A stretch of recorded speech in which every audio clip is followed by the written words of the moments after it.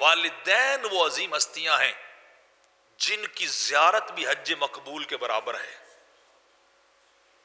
کتنا بڑا درجہ ہے. آپ سوچیے، میرے آقا علیہ الصلوۃ والسلام فرماتے ہیں جس نے محبت کی ساتھ ایک نظر باپ کو دیکھا، پیار کے ساتھ ایک نظر اپنی والدہ کے مکھڑے کو تکا، رب کائنات اسے مقبول حج کا ثواب دیتا ہے، اسے مقبول حج کا درجہ نصیب ہوتا ہے. صحابہ نے پوچھا حضور کیا ایک دن میں ہم 100 بار بھی اپنے باپ کو دیکھ لیں، اپنی ماں کو دیکھ لیں؟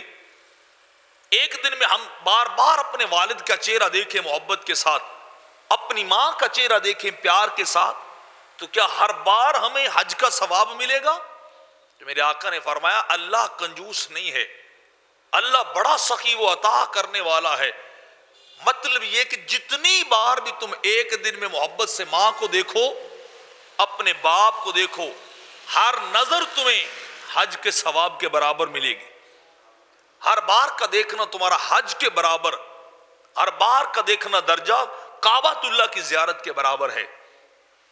عبداللہ ابن مسعود رضی اللہ تعالیٰ عنہ فرماتے ہیں، فرمایا کعبے کو دیکھنا عبادت ہے، اللہ کے گھر کو تکنا عبادت ہے، قرآن کو صرف دیکھ لینا یہ بھی عبادت ہے، اور تیسری بات آپ نے فرمایا والدین کا چہرہ تکنا بھی عبادت ہے، ماں باپ کے مکھڑا تکنا بھی عبادت، ریاضت ہے. اللہ اس دیکھنے کے کا بھی ثواب دیتا ہے. تو اندازہ لگائیے کتنا بڑا مقام ہے.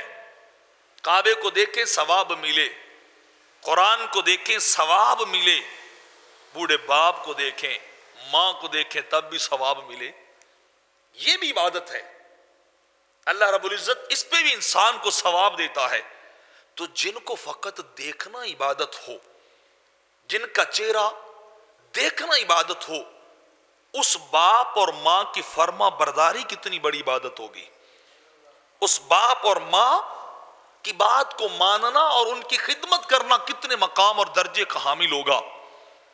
ان کی نوکری کرنا یہ انسان کو کتنا بڑا درجہ اللہ کی بارگاہ میں دلائے گا کہ جن کی زیارت انسان کے لیے ثواب ہی ثواب ہے. تو لوگ اپنے والدین کو کم دیکھتے ہیں، غیروں کو زیادہ دیکھتے ہیں. باہر کی دنیا کو بڑا دیکھنے جاتے ہیں، جو گھر بیٹھے انہیں دیکھتا ہی کوئی نہیں. جو سب کچھ اللہ نے ساز و سامان آپ کی اور میری نجات کا گھر میں میسر کیا ہے، باپ کی صورت میں اور ماں کی صورت میں، باپ کی شکل میں اور ماں کی شکل میں، ان کی طرف انسان کی توجہ کوئی نہیں.